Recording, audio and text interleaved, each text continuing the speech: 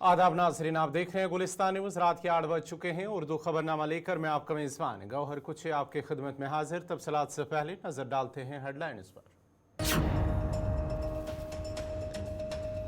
PM Modi ने श्रीनगर और कटरा का किया दौरा। एनसी कांग्रेस पीडीपी को बनाया निशाना। कहा जम्मू कश्मीर की तबाही के तीनों खानदान जिम्मेदार, तीनों से आजाद कराना मेरा मिशन, पीएम मोदी का बयान।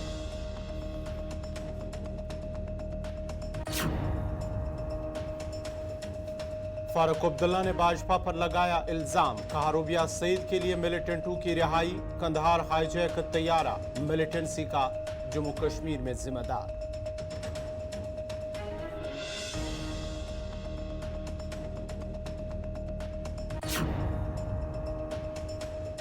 खानदानी सियासत को निशाना बनाने के अलावा वजीर आजम को जम्मू कश्मीर में बेचने के लिए और कुछ नहीं। पीएम मोदी जम्मू खत्ते में बढ़ते हुए मिलिटेंसी के वाकयात पर खामोश। खानदानी सियासत को बना रहे हैं अपना हथियार, उमर अब्दुल्ला।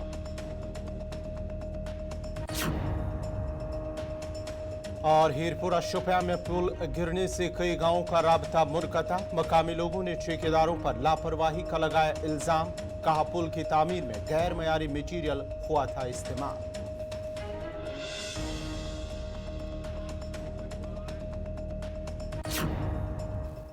और अब पेश है खबरों की तफसील। जम्मू कश्मीर असम्बली इंतखाबात के पहले मरहले के बाद अब अगले मरहलों के लिए इंतखाबी तशहीर जोर शोर से जारी है। और इस इंतखाबी तशहीर के सिलसिले में आज वज़ीर आज़म नरेंद्र मोदी जम्मू कश्मीर के दौरे पर पहले श्रीनगर और बाद में कटरा पहुंचे। जिस दौरान पीएम मोदी पहले श्रीनगर में उन्होंने पार्टी लीडरान ने शेर कश्मीर पार्क श्रीनगर में उनका वालिहाना इस्तकबाल किया और बाद में वज़ीर आज़म ने एक रैली से खिताब करते हुए कहा कि जम्मू कश्मीर की तबाही के जिम्मेदार तीन खानदान हैं और तब से ये लोग दहशत में हैं। दिल्ली से लेकर जम्मू कश्मीर तक ये तीनों खानदान सोचते हैं कि कोई उनसे सवाल कैसे कर सकता है। पीएम मोदी ने कहा है कि तीनों खानदानों का ख्याल है कि किसी भी तरीके से इक़्तिदार पर कब्जा करना और फिर आप सबको लूटना उनका पैदाशी हक है। उनका सियासी एजेंडा जम्मू कश्मीर के लोगों को उनके जायज़ हुकूक से महरूम कर रहा है। उन्होंने जम्मू कश्मीर को सिर्फ खौफ और अनारकी दी है, लेकिन अब जम्मू कश्मीर इन तीनों खानदानों की गिरफ्त में नहीं रहेगा। आज वादी के बहुत से नौजवान जिनकी उम्र 20 से 30 साल है तालीम से महरूम रह गए हैं। बहुत से ऐसे हैं जिन्हें 10वीं 12वीं या कॉलेज तक पहुंचने में मुल्क के बाकी तलबा से ज़्यादा साल लगे हैं। ऐसा इसलिए नहीं हुआ कि जम्मू कश्मीर के नौजवान नाकाम हो गए, बल्कि इसलिए हुआ कि कांग्रेस, एनसी और पीडीपी के तीन खानदान नाकाम हो गए थे। दिन पहले जब मैं जम्मू कश्मीर आया था तो कहा था कि जम्मू कश्मीर की बर्बादी के लिए तीन खानदान जिम्मेदार है। और तब से दिल्ली से लेकर जम्मू कश्मीर तक ये लोग बौखलाए हुए हैं। इन तीन खानदानों को लगता है कि इन पर कोई कैसे सवाल उठा सकता है। इन तीन खानदानों को लगता है जैसे तैसे कुर्सी पर कब्जा जमाना और फिर आप सबको लूटना, ये इनका पैदाइशी हक है। जम्मू कश्मीर की आवाम को उनके जायज हक से महरूम रखना ही इनका सियासी एजेंडा रहा है। इन्होंने जम्मू कश्मीर को सिर्फ तशद्दुद यानी डर और इंतशार यानी अराजकता ही दी है। लेकिन अब जम्मू कश्मीर इन तीन खानदानों में के शिकंजे में रहने वाला नहीं है।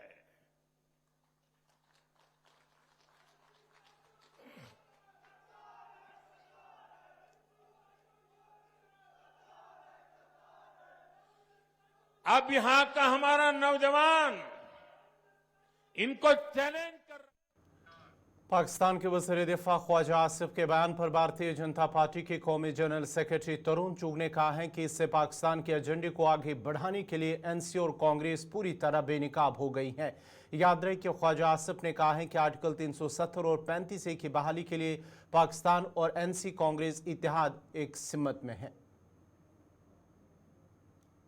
पाकिस्तान के रक्षा मंत्री खफास आसिफ द्वारा दिया गया बयान स्पष्ट करता है कि राहुल गांधी एवं फारूक अब्दुल्ला पाकिस्तान की भाषा बोल रहे हैं, पाकिस्तान के इशारों पर चल रहे हैं। पाकिस्तान के रक्षा मंत्री द्वारा ये स्पष्ट करना, कांग्रेस व नेशनल कॉन्फ्रेंस हम सभी एक पेज पर हैं।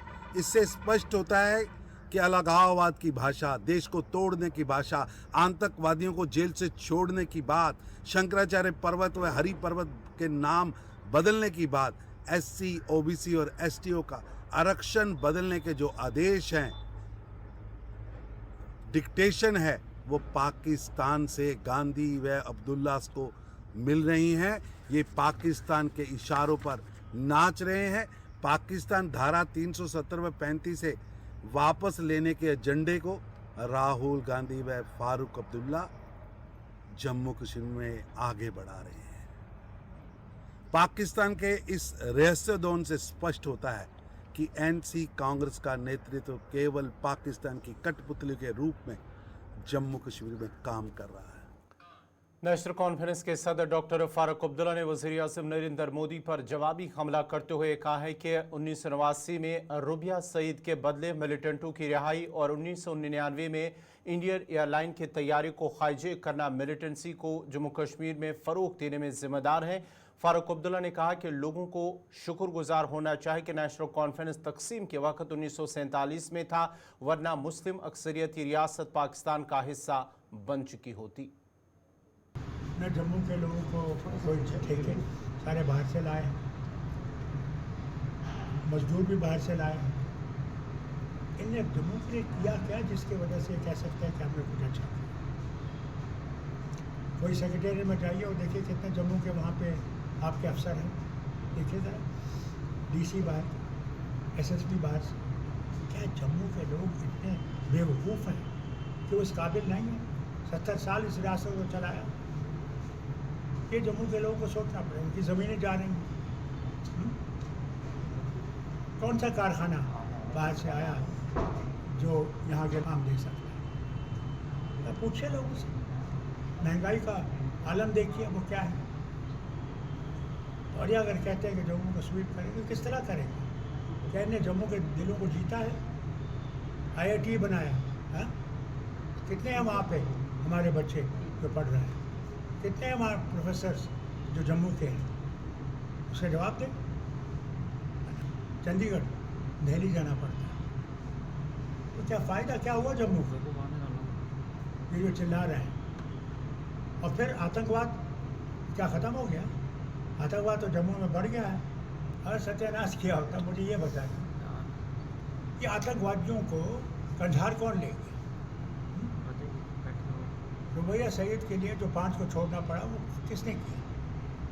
किसने दबाव डाला? मैंने उनसे कहा था मत करिए। आज वही लोग पाकिस्तान से ये सारा चला रहे हैं। मैंने उनसे कहा था कि इन लोगों को आप छोड़ रहे हैं, ये ही हमारे बर्बादी का आलम होगा। इधर नेशनल कॉन्फ्रेंस के नायब सदर उमर अब्दुल्ला ने हल्का इंतखाब बडगाम के मुख्तलिफ इलाकों में रोड शो किया। इस मौके पर उनके हमरा मेंबर पार्लियामेंट आगा सैयद रुहुल्ला मेहदी भी मौजूद रहे। मीडिया से बात करते हुए उमर अब्दुल्ला ने कहा कि गुज़िश्ता 5 सालों के दौरान जम्मू कश्मीर में कोई मस्बत कदम नहीं उठाए गए, जबकि लोगों के मुश्किलात में मज़ीद इजाफा हो गया। उन्होंने मज़ीद कहा है कि भाजपा के पास 3 खानदानों के अलावा कोई और मुद्दा नहीं है जिस पर वो बात करते।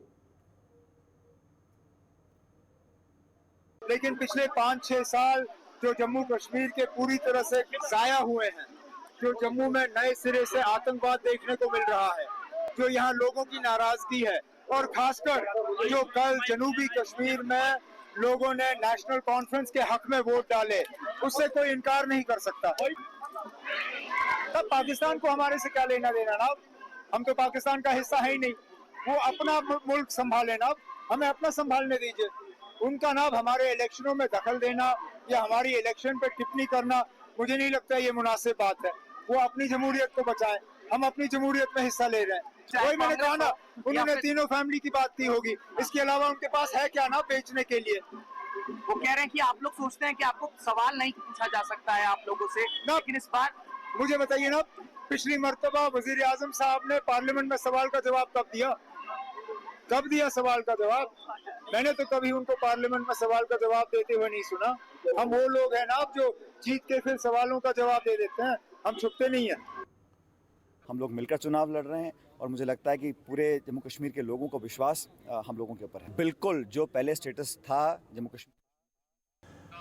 जम्मू कश्मीर प्रदेश कांग्रेस कमेटी के सदर तारिक हमीद करा की जानिब से इंतखाबी मुहिम को जारी रखते हुए आज लावेपुरा, बटमालू, भिमना और दीगर मुल्हका इलाकों का उन्होंने दौरा किया, जिस दौरान उन्होंने लोगों से बातचीत की और उन्हें एनसी कांग्रेस उम्मीदवारों के हक में वोट डालने की अपील की है। और उन्होंने कहा है कि गुज़िश्ता सालों के दौरान लोगों को बहुत नुकसान उठाना पड़ा, ताहम अब लोगों से अपील की है कि वो इस नुकसान से बचने के लिए उनके हक में वोट डालकर उन्हें कामयाब बनाएं।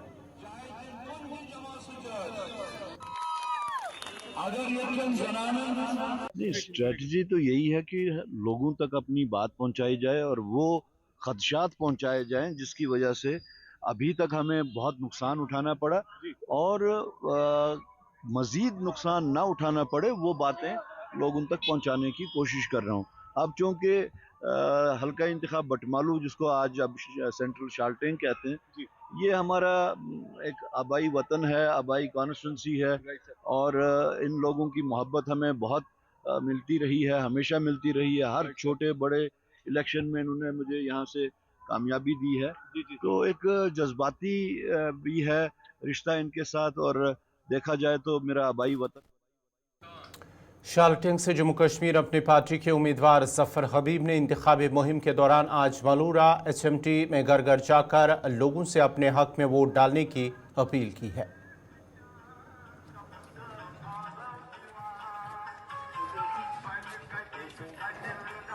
अच्छा खासा रिस्पॉन्स दे रहे हैं और यहाँ पर भी वही हालत है जो जैसे यहाँ के रोड्स है 1947 में जो बने हैं वैसे ही रोड्स है। यहाँ पे कोई ड्रेनेज का ऐसा अच्छा सिस्टम नहीं है, लोग बिल्कुल उसी तरह से परेशान हैं जैसे कि यहाँ ये गवर्नमेंट हुकाम की नज़रों से बिल्कुल ओझल है। गाँव मलोरा जो कि तकरीबन 3-3.5 हज़ार चूल्हों पर मुश्तमिल है और यहाँ इसको बिल्कुल नज़रअंदाज किया गया है। आज हमने यहाँ पे डोर टू डोर कंपेन किया, तो इंशाल्लाह उम्मीद है कि हमें यहाँ से दोबारा खैर मकदम है। साबिक रुकन असम्बली और शाल्टेन से आज़ाद उम्मीदवार नूर मोहम्मद शेख ने अपनी इंतखाबी मुहिम के दौरान आज भी ख्वाजाबाग में घर घर जाकर लोगों से बातचीत की है और इस दौरान उन्होंने उन्हें अपील की है कि इंतखाबात के दौरान उनके हक में वोट डालकर उन्हें कामयाब बनाएं।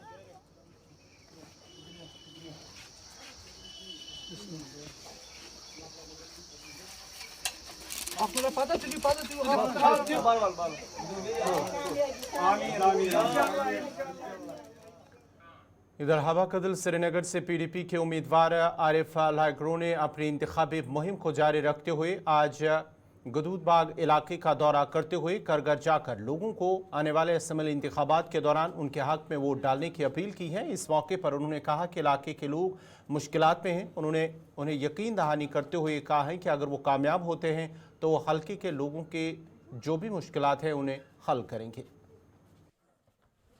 चलो थैंक यू। देखिए, ये कॉन्स्टिट्यूंसी बहुत पसमानदा है, यहाँ बहुत काम करने की ज़रूरत है। घर घर जाके हम लोगों से मिल रहे हैं, उनकी बात सुन रहे हैं।